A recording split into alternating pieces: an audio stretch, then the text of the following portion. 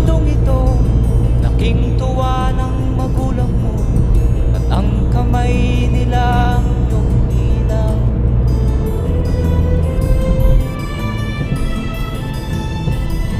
At ang nanay at tatay mo'y di malaman ang gagawin, namasdan pati pagtulog mo.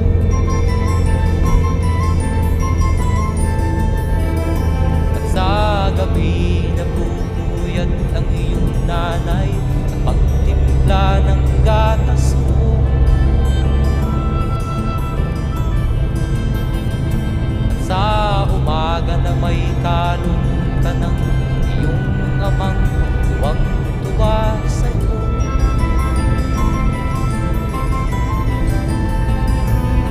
Ngayon nga ay malaki ka na, nais mo'y maging malaya, di man sila payag, walang magagawa.